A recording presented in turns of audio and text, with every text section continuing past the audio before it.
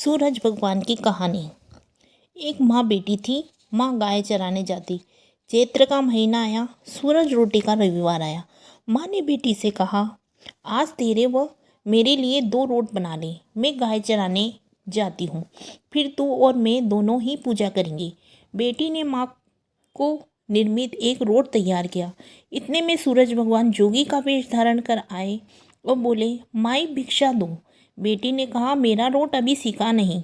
तो जोगी ने कहा, मैं जाता हूँ। बेटी ने सोचा, जातक खाली नहीं जाना चाहिए। उसने माँ का रोट में से किनार खांडी करके जोगी जी को थोड़ा रोट दे दिया। माँ गाय चराकर आई। बेटी से बोली, मेरा रोट कहाँ है? खंडित रोट देखकर माँ बावली हो गई और घी रोटो दे, रोटा मैली करो दे कहती नगरी में घूमने लगी।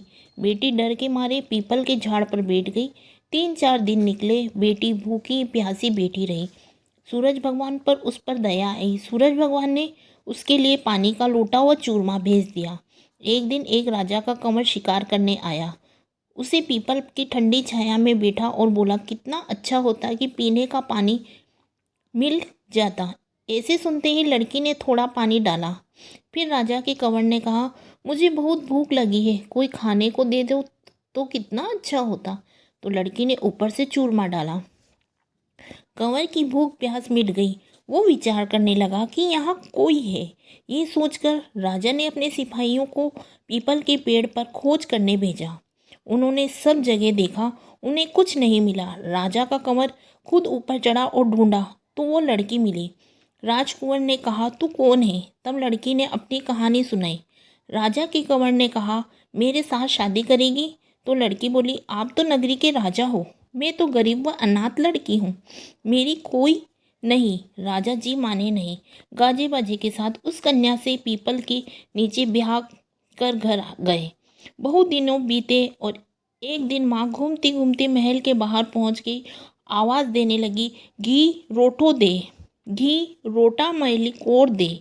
बेटी छत पर खड़ी देख रही थी। रानी ने सिपाहियों को भेजकर माँ को बुलाया और एक कमरे में ठहराया। कमरा बंद कर दिया। एक दिन राजा ने सारी चाबियां मांगी। रानी ने 6 कमरे की चाबियां दी, पर 7वें कमरे की चाबियां नहीं दी। राजा की जिद करने पर 7वें कमरे की चाबी लाकर 7वां कमरा खोला तो आगे सोने की शीला देखी। राजा ने रानी से पूछा, ये क्या है? रानी ने कहा, ये मेरे पीहर की भेंट है। राजा बोला, आप हमको आपका पीहर देखना है। रानी ने कहा, मेरे पीहर नहीं है, आप तो मुझे पीपल के पेड़ के नीचे से ब्याह कर लाए थे।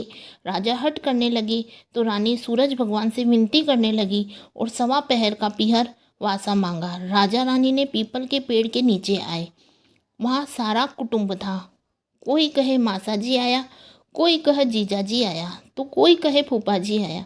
राजा रानी का अच्छा सत्कार किया। राजा का परिवार देखकर बहुत खुश हुआ। एक पहर पूरा हुआ। रानी घर चलने की कहने लगी। राजा बोला, इतना बढ़िया ससुराल और इतनी जल्दी छूटेगा? अभी तो रानी कुंवर की चिकोटी काटने लगी, उसे रुलाने लगी और कहा, मेरे तो कुंवर रो रहा है, आप राजा जी जल्दी चलो। राजा रानी का पीहर वालों ने खूब दिया और विदा किया। जल्दी में राजा ने अपने पैरों की मोचड़ी वो घोड़ी का ताजना वहीं भूल गए। थोड़े आगे जाते ही राजा को याद आई तो सिपाहियों से कहा, रथ वापस घुमाओ, मेरी घोड़ी का ताजना और पैरों की मोजड़ी वहीं रह गई है। रानी कहने लगे, इतनी सी चीज़ के पीछे वापस क्यों जाते हो?